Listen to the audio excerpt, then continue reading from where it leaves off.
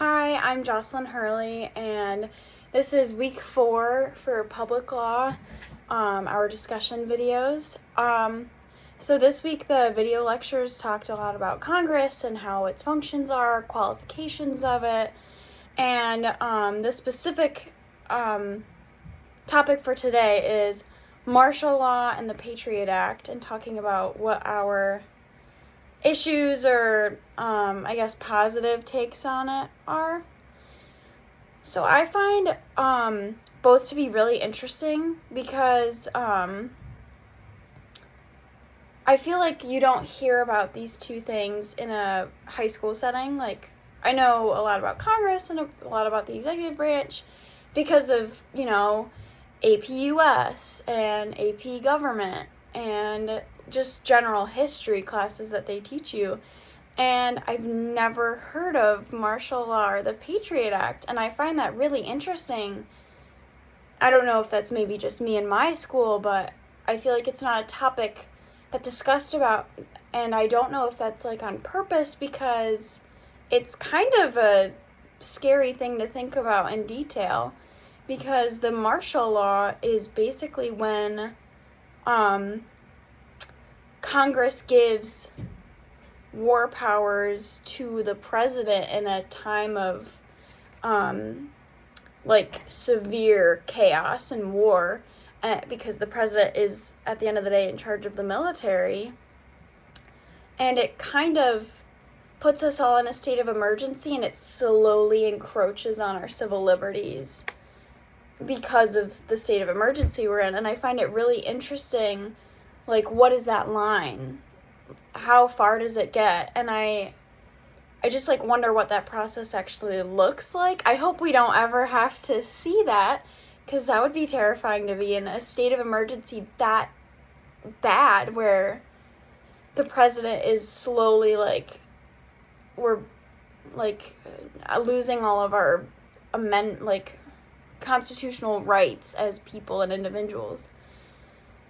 And I personally think that the martial law, it shouldn't just be concentrated in the president, because Congress is the one that declares war. Congress is the one that funds the military. It's a co-equal balance. Sure, the president is in charge of the military and is chief executive on that, but we shouldn't be giving one person the go-ahead, the emergency button on a scenario this fatal in a country like the US, which is so big on its impact globally. I just think it should be divided between the two to some extent, because you have that one person in charge of everything, and after that state of emergency, he can still be in charge. He gets to decide when that state of emergency can be gone and he can end martial law, which I think is crazy, because we're leading to this dictatorship, and then the dictator decides when he sees fit that it can end.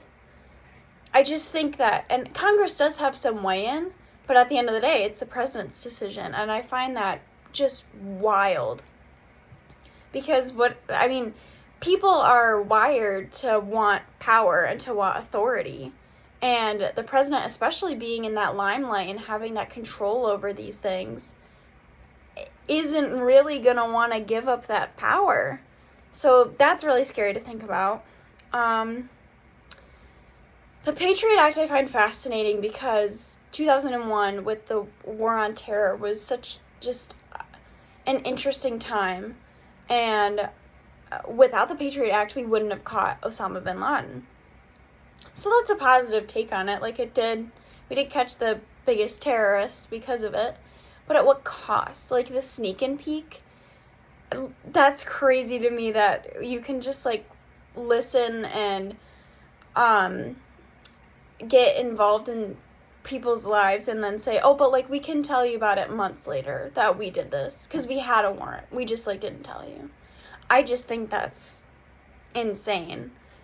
And especially because we don't know. We put so much trust in our data in our digital footprint to like have that privacy because everything's online now.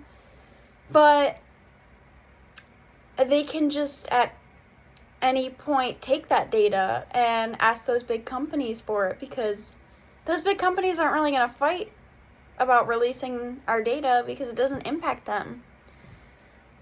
And I just think that's so mind-boggling that people don't talk about it a lot and don't think about it, because, I mean, a lot of stuff is online that is probably being leaked to the government, and that's just a big invasion of privacy.